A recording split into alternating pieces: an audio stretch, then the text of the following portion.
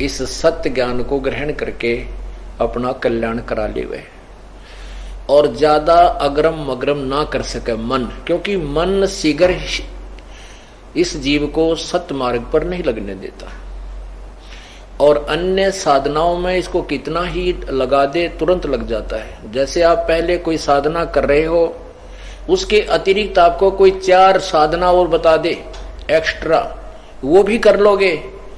और कोई ये कहे कि इन सब को त्याग करके जैसे अपने सदग्रंथों में लिखा है ऐसे साधना कीजिए, मन कतई नहीं मानता, क्योंकि उस रंग में ज्यादा रंग गया। उस रंग को उतारने के लिए ये सदग्रंथ जो दिखाए जा रहे हैं, ये रेग मार लगाया जा रहा है आपके ऊपर, ताकि वो पुराना रंग उतर के और ये ओरिजिनल कलर आपके ऊपर सेट हो जाए। अब इसमें अब आपने देखा था कल शाम के समय कि रजगुण ब्रह्मा है, सतगुण विष्णु, तमगुण शिव जी। और एक बार फिर आपको थोड़ा सा आभास कराते हैं श्री देवी पुराण में।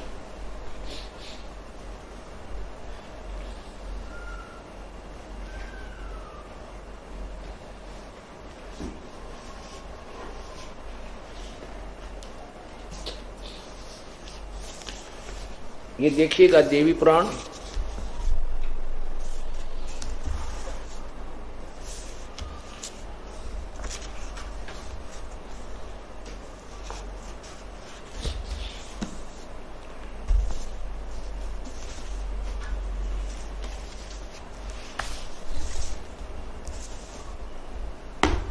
इस देवी पुराण में आपको थोड़ी सी झलक दिखाते हैं कि ब्रह्मा विष्णु महेश की क्या स्थिति है। पुण्यात्माओं, अपने को इस तत्व ज्ञान को समझना है, चाहे 1 वर्ष में समझ में आवे, चाहे 2 वर्ष में, चाहे 6 महीने में। और जब तक हमारे मन में यह पक्की नहीं जच जाएगी, ये विश्वास नहीं हो जाएगा कि जो साधना हम कर रहे हैं ये सही है, तब तक हम भक्त नहीं बन सकते। हमें कोई ना कोई डगमग कर देगा। गीता जी अध्याय नंबर 2 के श्लोक 53 में कहा कि अर्जुन, जब तेरी बुद्धि नाना प्रकार के भ्रमित करने वाले ज्ञान से हटकर एक तत्व ज्ञान पर स्थिर हो जाएगी, तब तू योगी होगा, तब तो तू भगत बनेगा, भक्ति के योग्य होगा, डगमग नहीं हो सकेगा। तो सबसे पहले आपको साथ साथ आपको योगी बनाया जा रहा है कि आप भक्त बनो ताकि डगमग ना हो सको। हम अभी तक बहुत डगमग होते रहे, इसी कारण से हमारे नाम भिन्न भिन्न मजहब बन गए, धर्म बन गए, परमात्मा की प्राप्ति के लिए धर्म बने हैं। जब हमने जिस वर्तमान धर्म में हम रहते थे उसमें कुछ लाभ नहीं होता दिखा, तो कोई नया जो ज्ञान हमें सुनने को मिला, हम उसकी तरफ चले गए और एक बहुत बड़ा जन समूह उसका बन गया। इस तरह हम समाज टुकड़ों में बट गया। अब इस पूरे समाज को हमने एक करना है और हम नहीं कर सकते, ये ज्ञान कर देगा। इस ज्ञान में वो प्रबल शक्ति है, हमें अपनी स्थिति का पता लग जाएगा, हम कौन हैं। और हमारे जो जिनसे ये मजहब चले हैं वो महात्मा सही थे, वो सही ज्ञान दे रहे थे, लेकिन आने वाले समय में इस ज्ञान को और ज्यादा बिगाड़ दिया गया है। जैसे पवित्र हिंदू धर्म कहां से शुरू हुआ था कि वेदों के अनुसार साधना कीजिए, वेदों के अनुसार साधना चलते चलते हिंदू धर्म नहीं था पहले, केवल वेदों अनुसार साधना करते थे, कोई मजहब नहीं था। और फिर जो महाभारत के युद्ध के बाद और यादवों की आपस में लड़ाई में 56 करोड़ यादवों की मृत्यु हो जाने के उपरांत और बीच में काफी दुर्भिक्ष गिर जाने से मानव बहुत ही हानि हो गई थी, कहीं कहीं शेष बचे थे।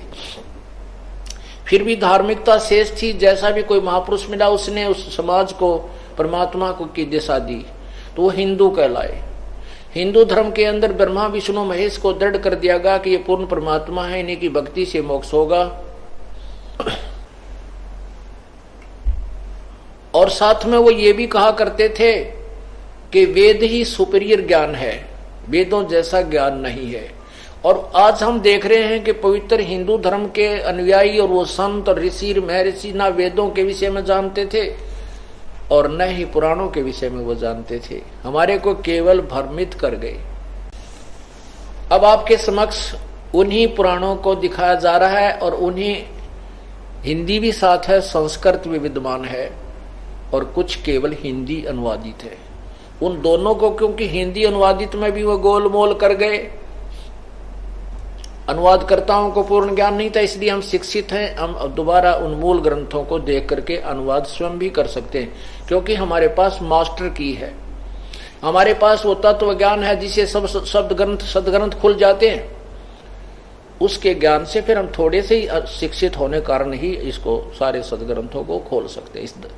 ये दास कोई ज्यादा संस्कृत नहीं पढ़ा, ज्यादा से ज्यादा 8वीं तक वो पढ़ी थी, और अब वो संस्कृत जो भी कितनी ही संस्कृत में थे, ये सभी वेदों का उस परमात्मा को जो शक्ति देता है, जो बुद्धि देता है, वो न्यारी है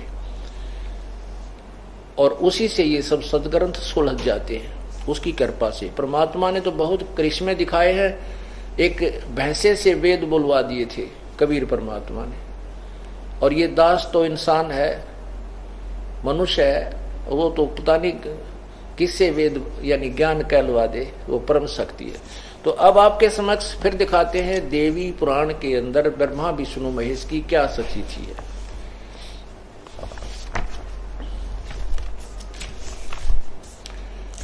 तो हमने सबसे पहले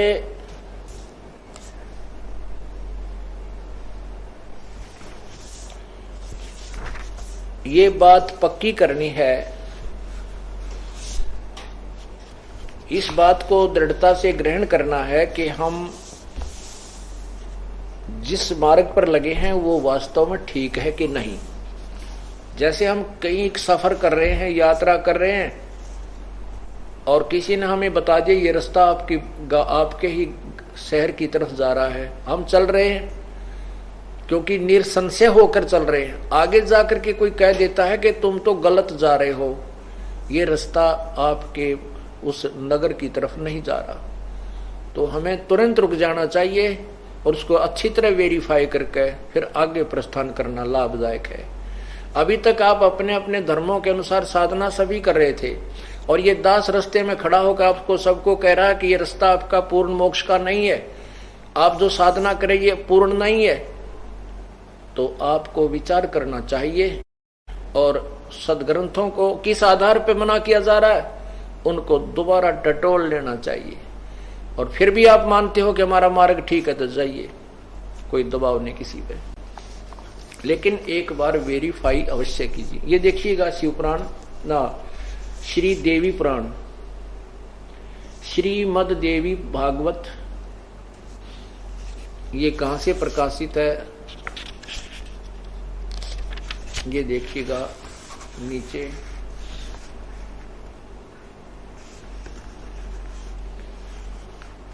प्रकाशक हैं वह मुद्रक गीता प्रेस गोरखपुर, गोविंद भवन कार्यालय कोलकाता का संस्थान। और इसके देखिएगा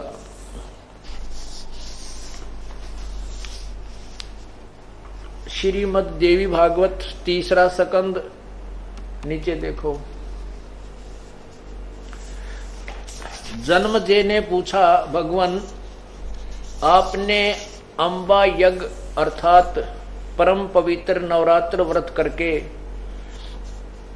उसके द्वारा देवी की आराधना करने की आज्ञा दी है, अतः वे कौन देवी हैं, कैसे और कब प्रकट हुई, उनके पधारने का क्या उद्देश्य है तथा वे किन गुणों से विभूषित हैं, अंबा यज्ञ किस प्रकार से होती है, ऐसे ऐसे। नीचे देखो, ये देखना। मैंने सुना है कि ब्रह्मा विष्णु रुद्र ये तीनों सगुण देवता हैं, कर्मशः सृष्टि पालन और संहार के कार्य का उत्तरदायित्व है इन पर रहता है। आगे देखना नीचे। व्यास जी कहते हैं, राजन तुम्हारी बुद्धि बड़ी विशाल है। अभी तुमने जो पूछा कि ब्रह्मा आदि की उत्पत्ति कैसे हुई, सो वह महान कठिन विषय है। उसके अनेक प्रश्न उठ जाते हैं, उसमें अनेक प्रश्न उठ जाते हैं।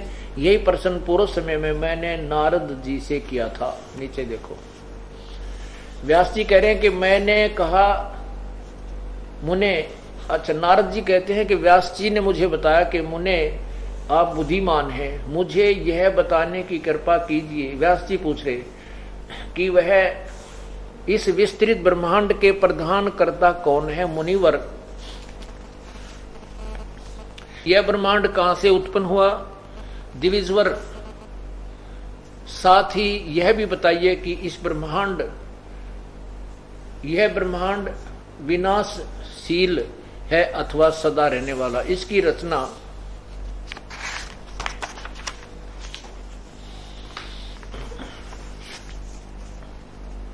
करने वाला कोई एक है अथवा इससे बहुत से इसके रचयिता हैं? कर्ता के अभाव में कार्य होना असंभव है, यह प्रश्न मेरे मन में उठा करता है। कुछ लोग भगवान शंकर को परम कारण मानकर जगत का रचयिता बतलाते हैं। वे कहते हैं कि देव आदि देव भगवान शंकर अविनाशी पुरुष हैं और उनका कभी जन्म और मरण नहीं होता।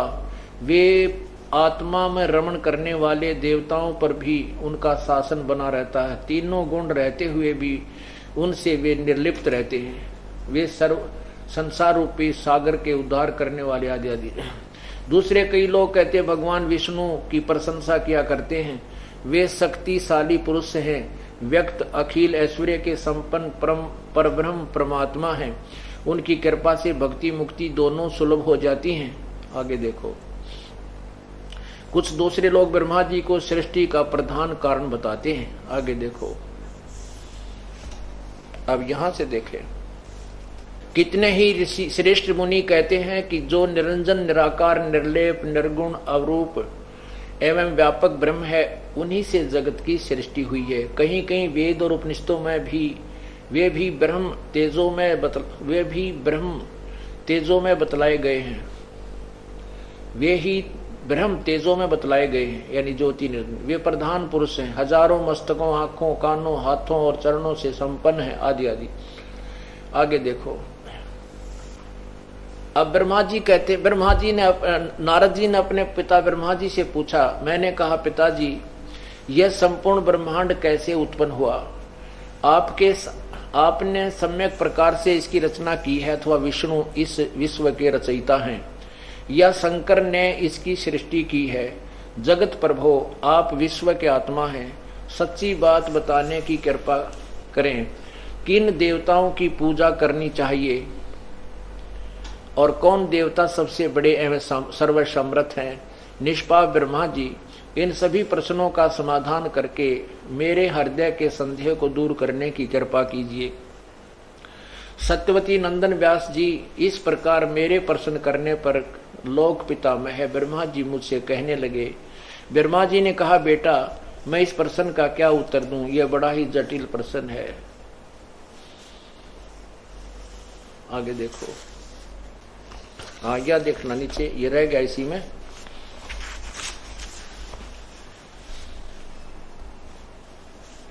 महाभाग, तुम भगवान विष्णु से इसका समुचित समाधान पा सकते हो। महामते, इस संसार में कोई भी रागी पुरुष ऐसा नहीं है जिससे यह रहस्य विदित हो। एक तरफ तो क्लियर कर रहे हैं कि कोई भी मंत्र दिखता नहीं जो इस सच्चाई को बता सके, किससे उत्पन्न हुआ, कौन परमात्मा, कौन बड़ा देवता है, किसने ब्रह्मांड की रचना की, फिर भी अपने तुक्के लगाता है। आगे देखो, जो त्यागी, अहंकार रहित एवं ईर्ष्या शून्य है, वही इसके रहस्य को जान सकता है। पूर्व काल में सर्वत्र जल ही जल था। सर्वत्र जंगम जितने प्राणी, सथावर जंगम जितने प्राणी हैं, उनमें कोई भी नहीं थे। तब कमल से मेरी उत्पत्ति हुई। उस समय मुझे सूर्य, चंद्रमा, वृक्ष तथा पर्वत कुछ भी नहीं दिखाई दिया, कुछ भी दिखाई नहीं पड़े। मैं कमल की कणका पर बैठकर विचार करने लगा, इस अगाध जल में मैं कैसे उत्पन्न हो गया, कौन मेरा रक्षक है तथा इस प्रलय काल में सृष्टि में संहार करने वाले कौन विशिष्ट पुरुष हैं। कहीं भी स्पष्ट रूप से भूमि भी नहीं दिखती जिस पर यह जल टिका हुआ है। यह कमल कैसे उत्पन्न हो गया? यों विचार करके मैं जल में उतरा। 1000 वर्ष तक पृथ्वी की खोज करता रहा, अन्वेषण करता रहा। इस पर भी मुझे उस जल का कहीं और छोर नहीं मिला। इतने में आकाशवाणी हुई। तप करो तप करो। तब मैंने तपस्या आरंभ कर दी। कमल पर बैठे ही 1000 वर्षों तक मैं तप करता रहा। फिर उसी समय आकाशवाणी हुई, उसी समय सृष्टि करो, ऐसी आकाशवाणी सुनाई पड़ी। उसे सुनकर मैं बड़े आश्चर्य में पड़ गया। सोचा कि किसकी सृष्टि करूं अथवा मेरा क्या कर्तव्य है। उसी समय मधु और कैटब नाम के 2 दानव सामने आ गए। वे उस महावरण में मुझसे युद्ध करने की इच्छा प्रकट करने लगे। मैं उनसे भयभीत हो उठा। तब कमल का डंठल पकड़कर जल में उतरा। वहां मुझे एक परम अद्भुत पुरुष के दर्शन मिले। वह उनका श्री विग्रह मेघ के समान श्याम था। वे पीताम्बर पहने थे, 4 भुजाएं थी, शेषनाग की सैया पर सोए थे। उन जगत प्रभु के गले को वनमाला सुशोभित कर रही थी। शंख चक्र गदा पद्म इन 4 अवधों से उनका श्री विग्रह सुशोभित था, शोभा पा रहे थे। ऐसे शेषशाही भगवान विष्णु का मुझे दर्शन हुआ। वे योग निंद्रा के वशीभूत होकर गाढ़ी नींद में सोए हुए थे। उनकी सारी चेष्टाएं शांत थी। नारद जी शेषनाग की सैया पर सोए हुए उन प्रभु को देखकर मेरा मन चिंतित हो उठा। इतने में भगवती योग निंद्रा याद आ गई। मैंने उसका सत्वन किया। तब वे कल्याणमयी भगवती श्री विष्णु के विग्रह से निकलकर, विग्रह माने शरीर से निकलकर अत्यंत रूप धारण करके आकाश में विराजमान हो गई। दिव्य आभूषण उनकी छवि बढ़ा रहे थे। वो गहने पहरे हुई थी, स्त्री रूप में बाहर निकली भूतनी की तरह विष्णु में प्रवेश थी। जब योग निंद्रा भगवान विष्णु के शरीर से अलग होकर आकाश में विराजने लगी, तब तुरंत श्री हरि अर्थात विष्णु जी उठ बैठे।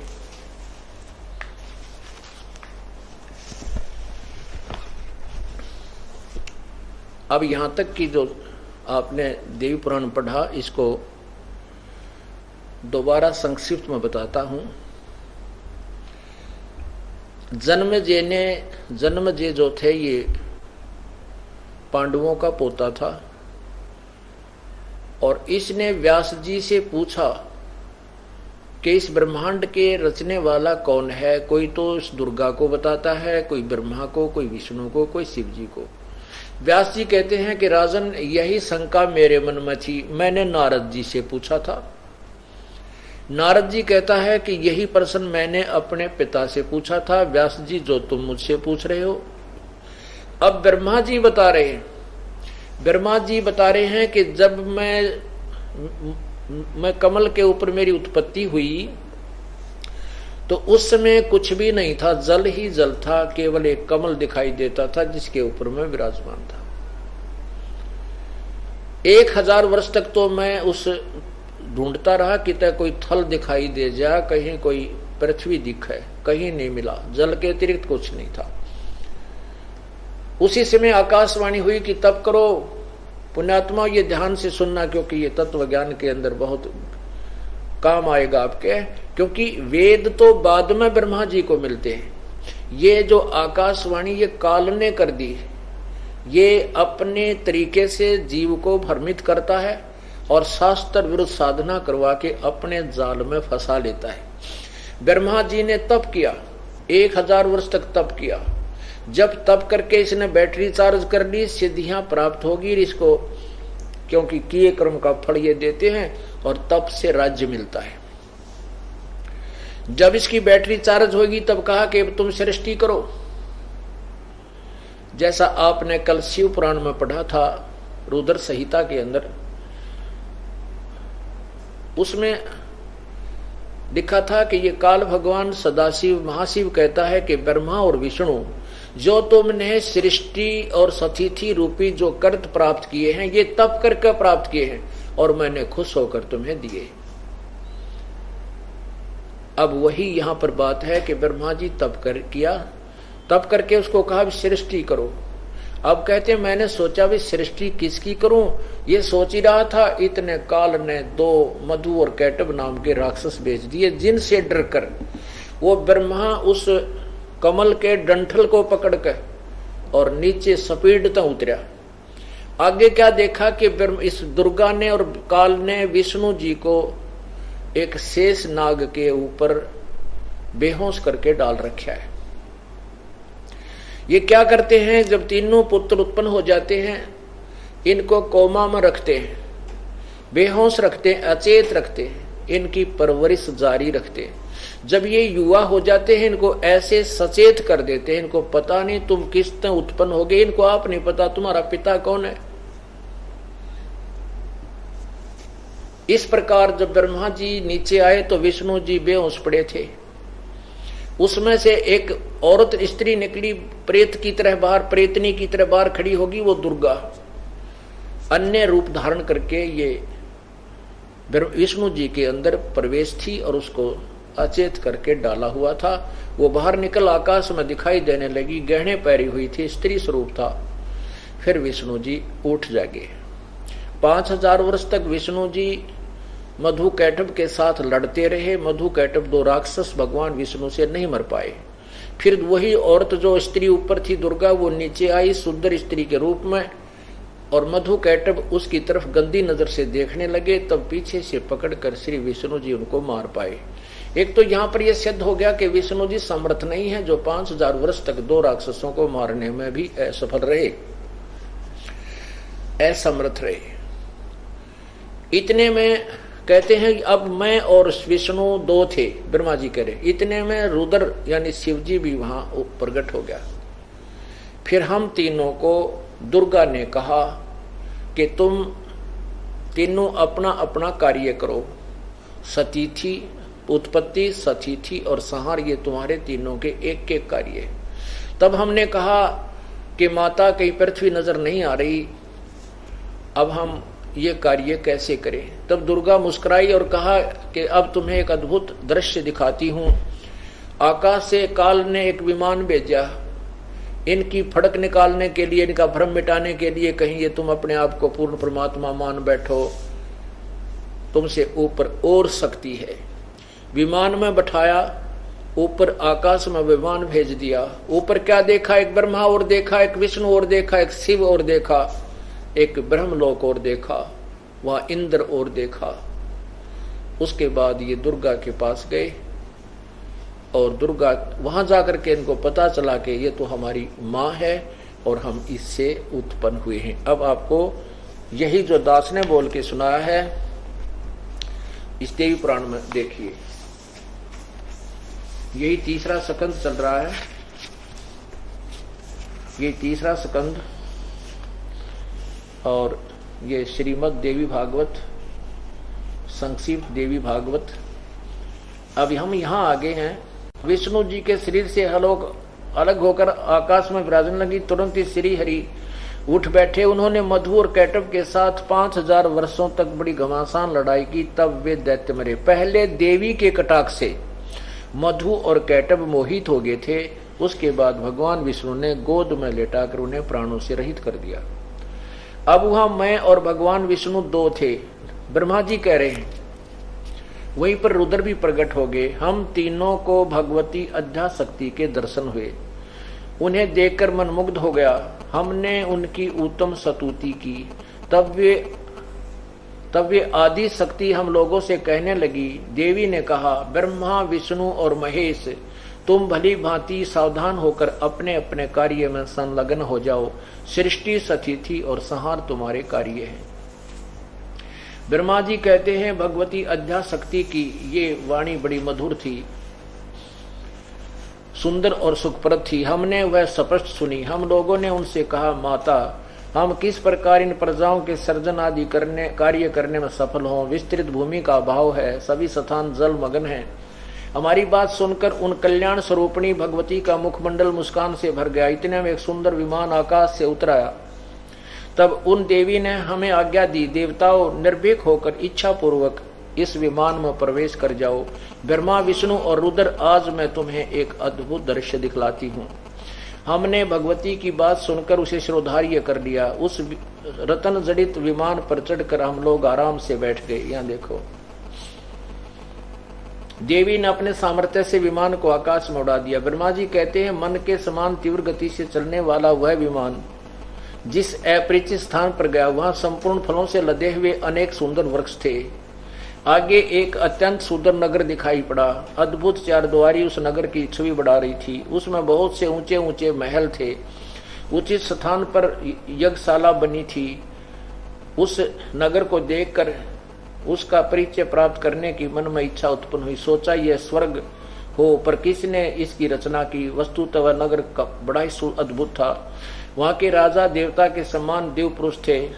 शिकार खेलने के विचार से वे वन में घूम रहे थे।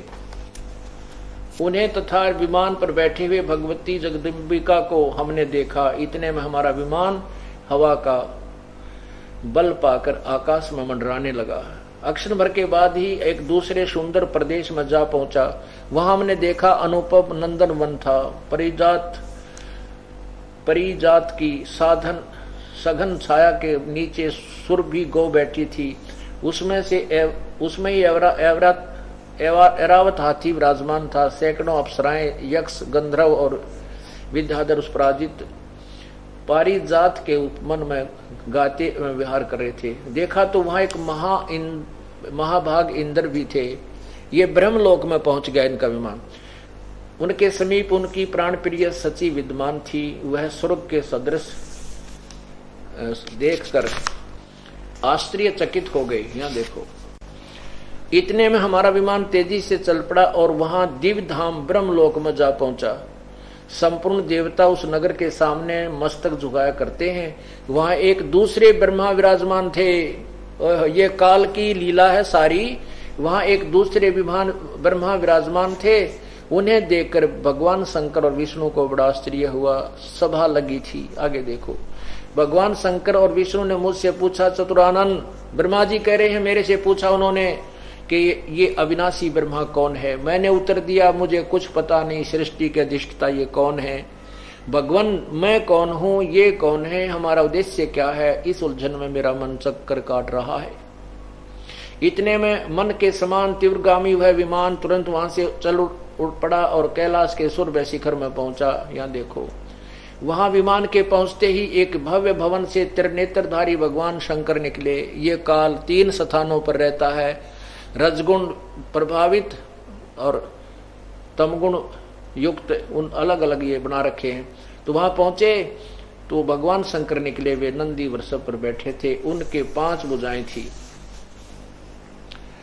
उनके 5 मुख थे और 10 भुजाएं थी। मस्तक पर चंद्रमा सुशोभित था। नीचे देखो, अक्षर भर के बाद वह विमान वहां से उस शिखर से भी पवन के समान तेज चाल से उड़ा और बैकुंठ लोक में पहुंच गया, जहां भगवती लक्ष्मी का विशाल भवन था। बेटा नारद, वहां मैंने जो संपत्ति देखी उसका वर्णन करना मेरे लिए असंभव है। उस उत्तमपुरी को देखकर विष्णु का मन आश्चर्य के समुद्र में गोते खाने लगा। वहां कमल लोचन श्री हरि विराजमान थे। अलसी के फूल के समान उनके श्री विग्रह की कांति थी। पीताम्बर पहने थे, 4 भुजाएं थी। वे पक्षी राज गरुड़ पर विराजमान थे। दिव्य आभूषण से उनकी अनुपम शोभा हो रही थी। यहां देखो आगे, इतने में पवन से बातें करता हुआ वह विमान तुरंत उड़ गया। आगे अमृत के समान मीठे जल वाला समुद्र था। उसका जल बड़ा ही मधुर था। अब देखो, वहीं एक मनोहर द्वीप था उस समुद्र में। उस द्वीप में एक मंगल में मनोहर पलंग बिछा था। उस पलंग पर एक सुंदर रतन जड़े थे। उस उत्तम पलंग पर एक दिव्य रमणी बैठी थी, सुंदर स्त्री बैठी थी। वे ऐसी प्रभावपूर्ण देवी थी मानो करोड़ों बिजलियां एक साथ चमक रही हों। अत्यंत सुंदर मुख था, लाल लाल दांत थे। करोड़ों लक्ष्मियों के से भी अधिक वह सुंदर थी। यहाँ देखो, उनको देखकर हम सभी महान आश्चर्य में पड़ गए। कुछ समय तक हम वहीं ठहरे रहे। आपस में कहने लगे, ये सुंदरी कौन है और इसका क्या नाम है? हम इसके विषय में बिल्कुल अनभिज्ञ हैं। इसके हजारों नेत्र, हजारों हाथ, हजारों मुख दूर से देखने से ही कितनी सुंदर प्रतीत हो रही है। ये न कोई अप्सरा है और न कोई गंधर्व कन्या एवं देव कन्या है। यों नारद यों संदेहग्रस्त होकर के हम लोग वहां रुके रहे। तब भगवान विष्णु ने चारु सावनी भक्ति को देखकर विवेक पूर्वक निश्चय कर लिया कि ये भगवती जगदम्बिका है। तब उन्होंने कहा कि ये भगवती हम सभी की आदि कारण है। ये अपनी माता है, जन्म देने वाली है। महाविद्या और महामाया इन्हीं के नाम है। ये पूर्ण प्रकृति है। आगे देखो, अब विष्णु जी बता रहे हैं वो दुर्गा के बारे में, ये मूल प्रकृति है, ये सदा परम पुरुष के साथ रहती है। ब्रह्मांड की रचना करके ये परम पुरुष से को ये दिखाया करती है। परम पुरुष दृष्टा है, ये वे ही दिव्यांगना है जिनके विष्णु जी कह रहे हैं प्रलय वर्ण में मुझे दर्शन हुए थे। उस समय मैं बालक रूप में था, मुझे पालने में झुला रही थी। वट वृक्ष के पत्थर पर एक सुदृढ़ सैया बिछी थी, उस पर लेटकर मैं पैरों के अंगूठों को अपने मुख कमल जैसे मुख में लेकर चूस रहा था। अब देखो, उन्हें देखकर मुझे पहले की बात याद आ गई है और ये हम सबकी जननी है। इनके विषय में मेरी जितनी जानकारी है वह मैं सब तुम्हें अनुभव कर चुका हूँ, कुछ अनुभव कर चुका हूँ, वह सुनाता हूँ। आगे देखो, अब हम आपको दिखाते हैं 123 पे। अब विष्णु जी बता रहे हैं कि मेरा जन्म होया तब मैं बालक के रूप में विराजमान था। यहां देखो, विष्णु जी अपनी माता की स्तुति कर रहे हैं, तुम शुद्ध स्वरूपा हो, यह संसार तुम्ही से उद्भासित हो रहा है। मैं ब्रह्मा और शंकर हम सभी तुमसे तुम्हारी कृपा से विद्यमान है। हमारा आविर्भाव जन्म तिरोभाव मान मृत्यु हुआ करता है, केवल तुम ही नित्य हो, जगत जननी हो, प्रकृति और सनातनी देवी हो। आविर्भाव माने जन्म, विष्णु जी स्वीकार कर रहे हैं कि हमारा तो जन्म और मृत्यु होता है। आविर्भाव माने जन्म, तिरोभाव माने मृत्यु हुआ करता है, केवल तुम ही नित्य हो यानी अविनाशी हो, जगत जननी और प्रकृति सनातनी देवी हो। आगे देखो, शंकर जी बोले, भगवान शंकर बोले, देवी यदि महाभाग विष्णु तुम्ही से प्रकट हुए हैं तो उनके बाद उत्पन्न होने वाले ब्रह्मा भी तुम्हारे ही बालक हुए, और फिर मैं तमोगुणी लीला करने वाला शंकर क्या तुम्हारी संतान नहीं हुआ, अर्थात मुझे भी उत्पन्न करने वाली तुम ही हो।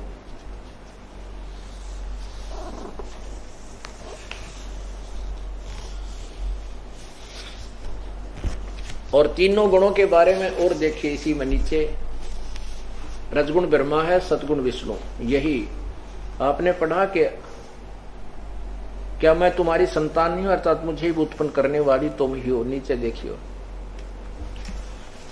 इस संसार की सृष्टि स्थिति और सहन करने में तुम्हारे गुण सदा समर्थ हैं। उन्हीं तीनों गुणों से उत्पन्न हम रजगुण ब्रह्मा, सदगुण विष्णु, तमजु शंकर नियमानुसार कार्य करने में तत्पर रहते हैं। आपने हमें रजोगुण बनाया और आप हमारी माता हैं। इससे सिद्ध हो गया कि ब्रह्मा विष्णु महेश नासवान हैं और ब्रह्मा विष्णु महेश को पूर्ण ज्ञान नहीं है, क्योंकि ब्रह्मा जी कहते हैं विष्णु से पूछो, विष्णु आगे बेहोश पड़ा, आप पे उसको पता नहीं कितना उत्पन्न हो गया, फिर तप किया।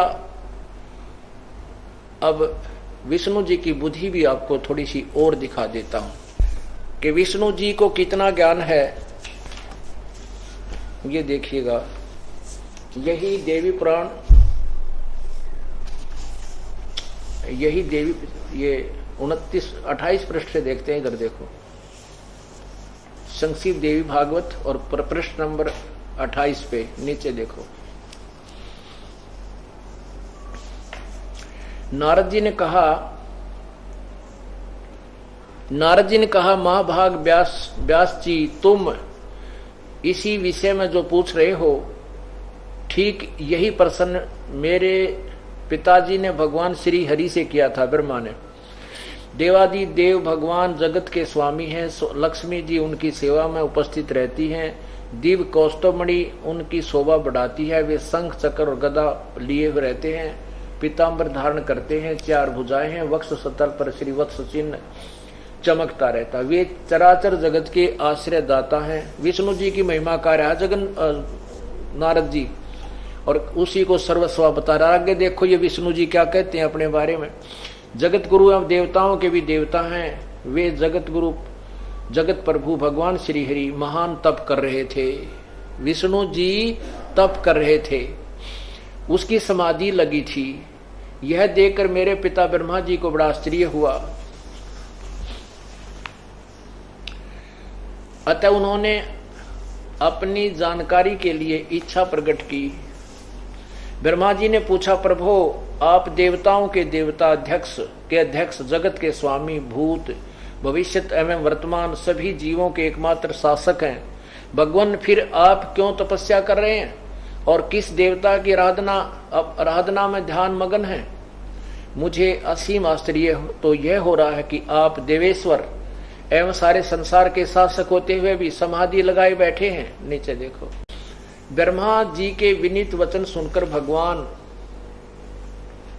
श्री हरि यानी विष्णु जी कहने लगे, ब्रह्मन सावधान होकर सुनो, मैं अपने मन का विचार व्यक्त करता हूं। देवता, दानव, मानव सब यही जानते हैं कि तुम सृष्टि करते हो, मैं पालन करता हूं, शंकर संहार किया करते हैं। किंतु फिर भी वेद के प्रागामी पुरुष अपनी युक्ति से सिद्ध करते हैं कि रचने, पालने और संहार करने की यह योग्यता जो हमें मिली है इसकी अधिष्ठात्री देवी शक्ति है। वे कहते हैं कि संसार की सृष्टि करने के लिए तुम में राजसी शक्ति यानी रजगुण का संचार हुआ है, मुझ में सात्विक यानी सतगुण का शक्ति मिली है और रुद्र को तामसी शक्ति का आविर्भाव हुआ है। उस शक्ति के अभाव में तुम इस संसार की सृष्टि नहीं कर सकते, मैं पालन करने में सफल नहीं हो सकता और रुद्र संहार कार्य होना भी संभव नहीं है शंकर से, रुद्र से। ब्रह्मा जी हम सभी उस शक्ति के सहारे हैं, दुर्गा के, अपने कार्य में सदा सफल होते आए हैं। सुवर्त प्रत्यक्ष और प्रोक्ष दोनों उदाहरण मैं तुम्हारे सामने रखता हूं, सुनो।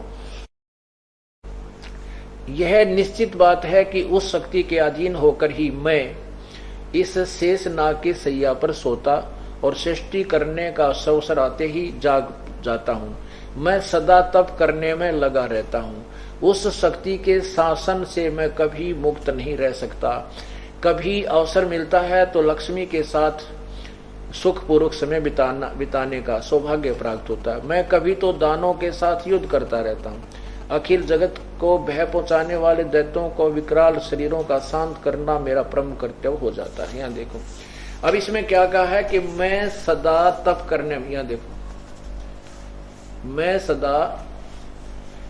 सदा तप करने में लगा रहता हूं। मैं सदा तप करने में लगा रहता हूं।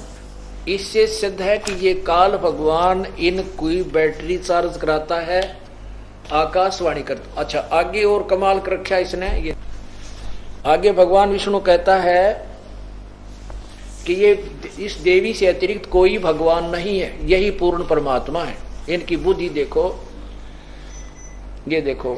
अब देखिएगा भगवान विष्णु जी आगे क्या बता रहे हैं, जैसा आपने यहां तक पढ़ा कि मैं सदा तप करने में लगा रहता हूं। मैं सदा तप करने में लगा रहता हूं। उस शक्ति के शासन से कभी मुक्त नहीं रह सकता। कभी अवसर मिला तो लक्ष्मी के साथ सुखपूर्वक समय बिताने का सौभाग्य प्राप्त होता है। मैं कभी दानों के साथ युद्ध करता हूं, कभी तप करता रहता हूं। आगे देखो यहां क्या बताते हैं, ये देखो ऊपर, मुझे सब प्रकार से शक्ति के अधीन होकर रहना पड़ता है। उन्हीं भगवती शक्ति का मैं निरंतर ध्यान किया करता हूं, उसकी पूजा करता हूं। ब्रह्मा जी मेरी जानकारी में इन भगवती शक्ति से बढ़कर दूसरे कोई देवता नहीं है, कोई भगवान नहीं है। वाह जी वाह, जय हो। विष्णु पुराण में लिखा है कि सतयुग के अंदर ऋषि मुनि वेदों के प्राकांड ज्ञाता होते थे और वो देवी की पूजा किया करते थे। ओ तेरा गजब ये, वेद पढ़े पर वेद न जान, ये बाचे पुराने 18। जड़ को अंधरा पत्ते खुआवे, ये भूल गे सिरजनहारा। गुरु बिन काहू न पाया ज्ञाना, जो थोथा वो छड़े किसाना। गुरु बिन वेद पढ़े जो प्राणी, समझे न सारे रहे अज्ञानी। अब परमात्मा की अमरवाणी यानी उस परमात्मा की सवसम वेद को जान करके आदरणीय गरीबदास साहिब जी क्या कह रहे हैं।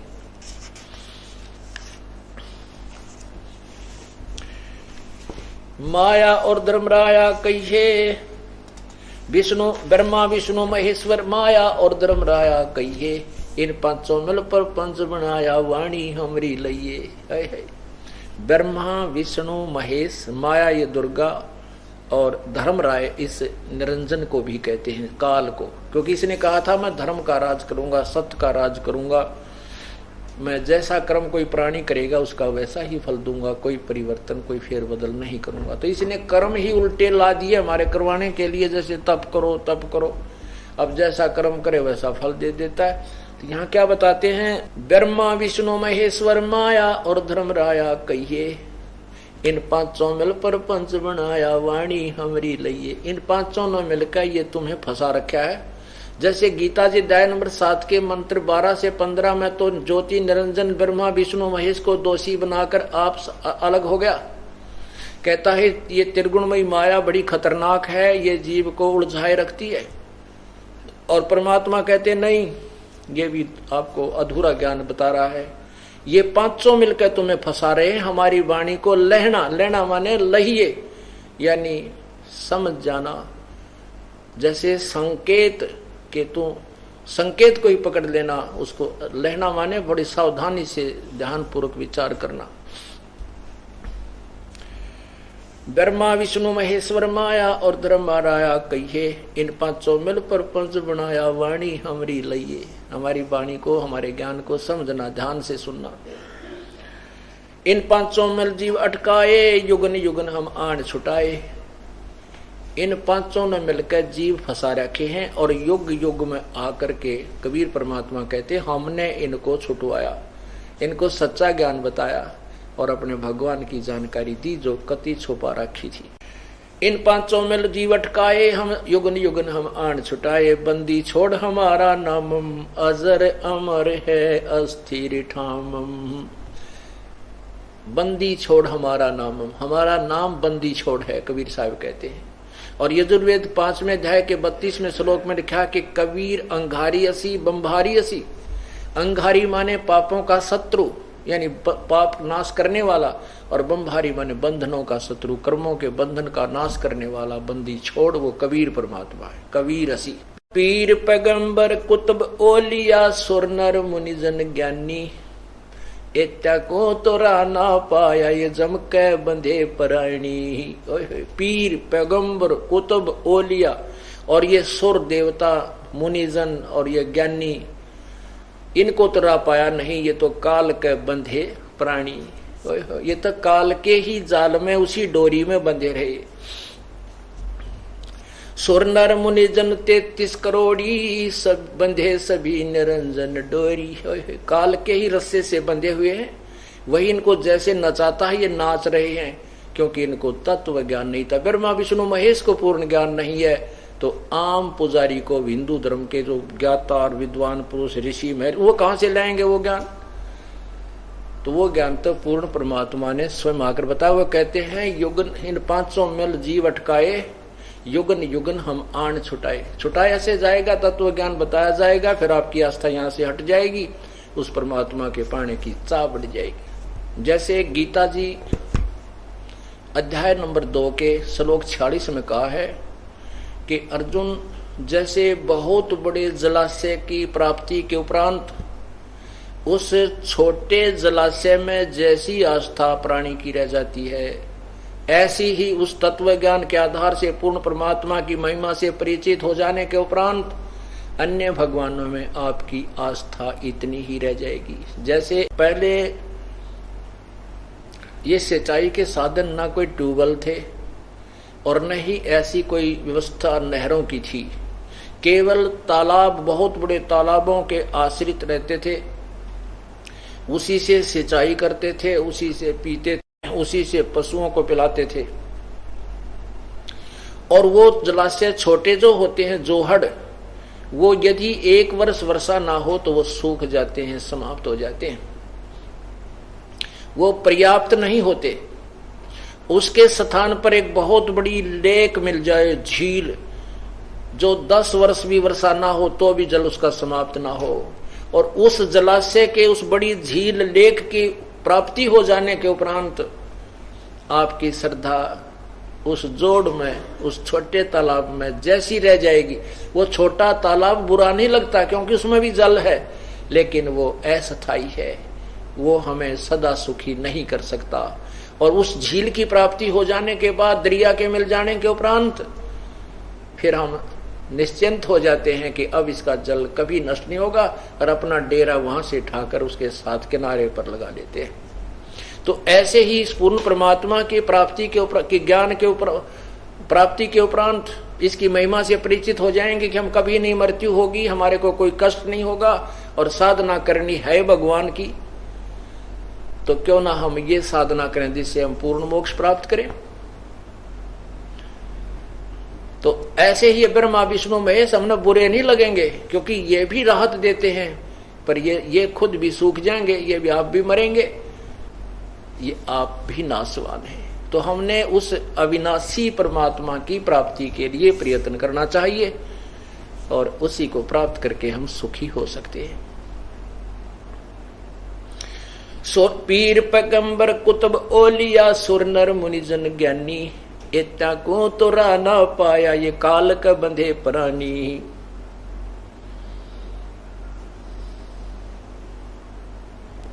सैंस 88 दीप मुनीश्वर बंधे मुल्ला डोरी, इत्या में जमका तलबाना चलियो पुरुष किशोरी। इन सब के ऊपर तो काल का हुक्म है, तलबाना बुलावा है, ये सब काल के अधीन चलते हैं। 14 भवन गवन है मेरा जल थल में सरबंगी। कबीर परमात्मा कह रहे हैं कि 14 भुवन गवन है मेरा जल थल में सरबंगी, खाल्य खलक खलक में खाल्य अवदल अवगत अचल अभंगी। खाल्य खलक खलक में खाल्य अवगत अचल अभंगी। अगर अलील चक्र है मेरा जिससे हम चल आए,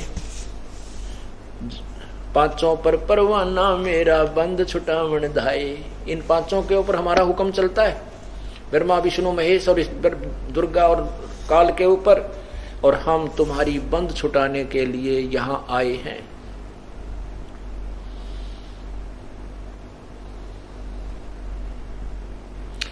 जहां ओंकार निरंजन नाही, ब्रह्मा विष्णु शिव नहीं जाहे।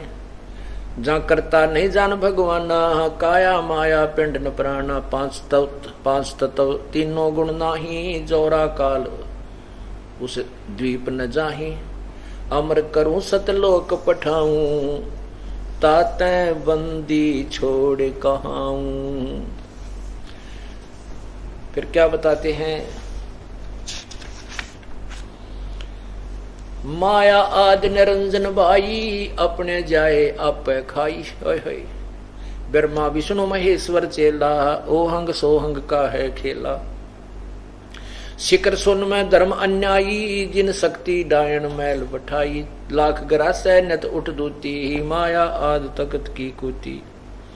1.25 लाख घड़िए नत भांडे, अंसा उत्पत्ति पर ले डांडे। ये तीनों चेला बटपारी, ही सिरजे पुरुषा सिरजी नारी। अब क्या बता रहे हैं कि माया और आदि माया प्रकृति और ज्योति निरंजन, ये अपने जाए आप पे खावें। आप पे पैदा करें, आप पे खावें। माया आदि निरंजन भाई, अपने जाए आप खाई। ब्रह्मा विष्णु महेश्वर चेला, ये इन्हीं के शिष्य हैं, इन्हीं के आदेश से सब कार्य करते हैं ब्रह्मा विष्णु महेश। शिखर सुन में धर्म अन्यायी, जिन शक्ति डायन मैल पठाई। अभी आपको दिखाते हैं कि जहां ये एक विमान लेकर के ऊपर भेजे थे दुर्गा ने, ये देखिएगा, ये एक ब्रह्मांड का चित्र है। ये एक ब्रह्मांड का चित्र है, और इसमें यहां नीचे देखें, हम पृथ्वी हमारी ये है, ये पृथ्वी है, हम यहां बैठे हैं। नीचे ये पाताल लोक है, और ये इधर देखो, ये है श्री शिव जी का लोक, अलग से पृथ्वी से अलग। ये है श्री ब्रह्मा जी का लोक, और ये है श्री विष्णु जी का लोक। और ये इधर है कॉमन स्वर्ग, ये स्वर्ग है जिसका इंद्र स्वामी होता है, प्रधान है। फिर भी इन तीनों देवताओं की प्रभुता इन तीनों लोकों में। अब ये है ब्रह्मलोक, ये सारा, ये देखिएगा, ये ब्रह्मलोक है जो अलग से अंडे जैसा दिखाई देता है। तो इसमें पहुंचे ये पहले, यहां नकली एक सतलोक है, काल ने बनाया हुआ है। ये नकली, ये महाइंद्र का द्वीप है। फिर ये नकली सतलोक, नकली अलखलोक, नकली ये अगमलोक, नकली अनामी लोक। अब इसे ऊपर देखो, यहां पर है वो काल भगवान जो 3 रूपों में रहता है। एक ब्रह्मा और देखा, ये एक ब्रह्मा और देखा, एक शिव जी और देखा, एक विष्णु और देखा। इसने 3 स्थान बना रखे हैं, एक रजोगुण प्रधान क्षेत्र, दूसरा तमोगुण प्रधान क्षेत्र और तीसरा सतोगुण प्रधान क्षेत्र। इन तीनों में स्वयं ही महाब्रह्मा और महा उस सावित्री के साथ रहता है, दुर्गा को महासावित्री बना लेता है। वहां जो पुत्र उत्पन्न होता है वो स्वतः रजोगुण युक्त हो जाता है। और जो सतोगुण में प्रधान क्षेत्र में ये काल महाविष्णु और दुर्गा को लक्ष्मी रूप में रखता है, यहाँ दोनों के संयोग से जो पुत्र उत्पन्न होता है उसका नाम विष्णु रख देते हैं और वो स्वतः सतोगुण युक्त हो जाता है। ये तमोगुण प्रधान क्षेत्र है। इसमें जब ये काल भगवान शिव रूप में, सदाशिव महाकाल जैसे महाशिव रूप में, और दुर्गा को पार्वती रूप में रखता है, इन दोनों के संयोग से जो पुत्र उत्पन्न होता है वो स्वतः तमोगुण युक्त हो जाता है। अब ये क्या कहता है कि शिखर शून्य में धर्म अन्यायी, ये शिखर शून्य है इस ब्रह्मांड का सबसे ऊपर का स्थान, शिखर चोटी। यहां पर ये काल रहता है और नीचे देखो इस दुर्गा का अलग स्थान है। ये देखो इधर, ये इधर, ये वाला, ये दुर्गा अपने अलग स्थान पर भी यहां रहती है अलग से, और यहां से ये फिर नीचे आती है। इसका अलग ही स्थान आने जाने का काल के पास, अब उसके लोक में ये नहीं बताती उसके विषय में। ये नीचे आती है, यहां देखना। और ये सब नीचे के इन ब्रह्मा विष्णु महेश और अपने सभी नीचे के जितने पृथ्वी पाताल स्वर्ग, इन सब को ये व्यवस्थित कर रही है। इसके विषय में कहा कि शिखर सुन में धर्म अन्यायी, जिन शक्ति डायन मैल पठाई। या दुर्गा नीचे डायन अपने पुत्रों को जाती है, आप ही काल के मुंह में डाल रही है। लाख ग्रह से नित उठ दूती ही, माया आद तकत की कुती।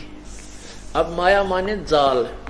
अब ब्रह्मा विष्णु महेश भी जाल फैला रहे हैं, और ब्रह्मा ये दुर्गा और निरंजन भी, ये भी एक जाल है, माया है। क्या कहते हैं, लाख ग्रह सैन्यत उठ दूती ही, माया आद तकत की कुती। 1 लाख सवेरे उठते ही 1 लाख जीवों को, मनुष्य धारियों को खाती है। दुर्गा सहयोग देती है और काल इनको खाता है। लाख 1.25 लाख घड़ी नत भांडे, अंसा उत्पत्ति पर ले डंडे। 1.25 लाख प्रतिदिन ये भांडे, ये शरीर बर्तन जिनमें ये जीव फंसा रखा है, 1.25 लाख घड़ियां नत भांडे, 1.25 लाख रोज नए जीव पैदा करता है, 1 लाख मनुष्य शरीरधारी जीवों को खाता है और 1.25 लाख की उत्पत्ति करता है। लाख ग्रह सैन्यत उठ दूती, माया आद तकत की कुती। 1.25 लाख घड़ियां नत भांडे, हंसा उत्पत्ति पर ले डंडे। ये जीवात्मा जो है ये बेचारी जन्म और मृत्यु के दंड से दंडित कर रखी है। ये तीनों चेला बटपारी, सिरजे पुरुषा सिरजी नारी। यो खोखापुर में जीव भुलाए, सोपन बिष्ट बैकुंठ बनाए। ये तीनों चेला बटपारी, बटपारी माने ठग, धोखा दे रहे हैं ब्रह्मा विष्णु महेश भी। और इन्होंने स्त्री पुरुषों की रचना करके यहाँ जीवों की सतीथि उत्पत्ति करवाई, सतीथि उलझाए बैठे हैं और फिर मार रहे हैं। खोखापुर में जीव भुलाए, सोपन विष्ट बैकुंठ बनाए। यू खोखापुर खाली, इसमें कुछ भी नहीं, अंत में किसी का कुछ हाथ नहीं लगता। आज हम अरबपति खरबपति हैं, पुत्र हैं, पुत्री हैं, रिश्तेदार हैं, अब मर जाए, अपने हाथ क्या लग गया। ये खोखापुर है, यानी खाली है, कुछ नहीं इसके अंदर, किसी को कुछ भी प्राप्त नहीं होता, केवल डड़े ढुआ रहा है ये काल हमारे से। खोखापुर में जीव भुलाए, सोपन विष्ट बैकुंठ बनाए। स्वर्ग और वो जिसको बिस्त कहते हैं उर्दू फारसी में, मुसलमान भाई और बैकुंठ कहते हैं हिंदी यानी संस्कृत में। हिंदू लोग कहते हैं ये बिस्त कहो चाहे बैकुंठ, ये तो एक सौपन सा बना रखे, अपने पुण्य को समाप्त करके वापस फिर 84 लाख योनियों में आ पाते हो। ये अरहट का कुआ लोई जागल बंजा है सब कोई। अरहट का कुआ, एक रहट होता था पुराने समय में। अब वर्तमान के बच्चों को तो उस रहट के विषय में जानकारी नहीं है, फिर भी थोड़ा सा एक चित्र दिखाते हैं जो जिससे वर्तमान के बच्चे समझ जाएंगे अरहट किसको कहते हैं, इसलिए चित्र दिखाना अति आवश्यक है। ये देखिएगा, ये एक पुली है, एक पुली है, ये पुली। इस पुली के ऊपर एक चैन लगी है, ये चैन, ये नीचे ये वाली चैन है। इस पे बाल्टी लगी है, बैकेट्स,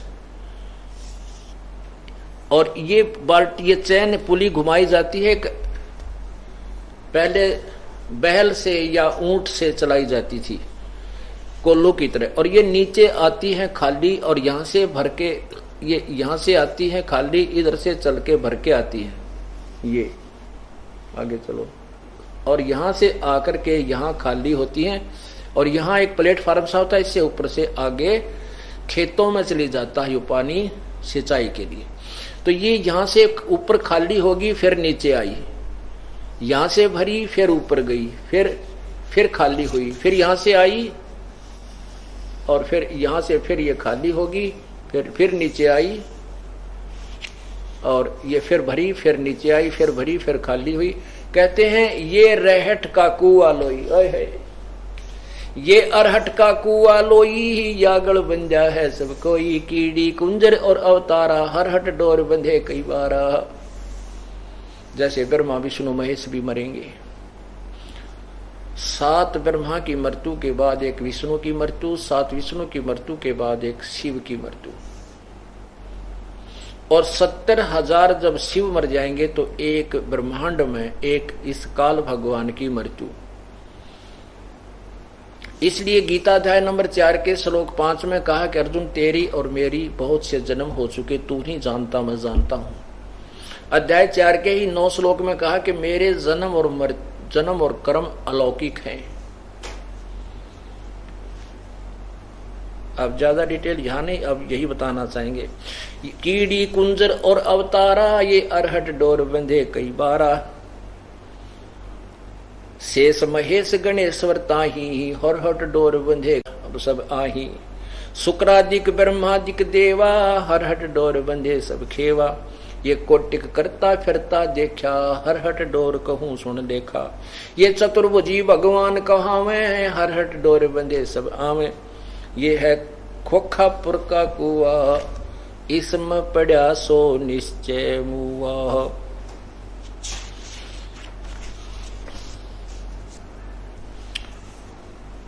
अब क्या बताते हैं, जैसे एक ब्रह्मा की रात्रि, दिन और रात, 1000 चतुर्युग का ब्रह्मा का दिन इतनी ही रात्रि।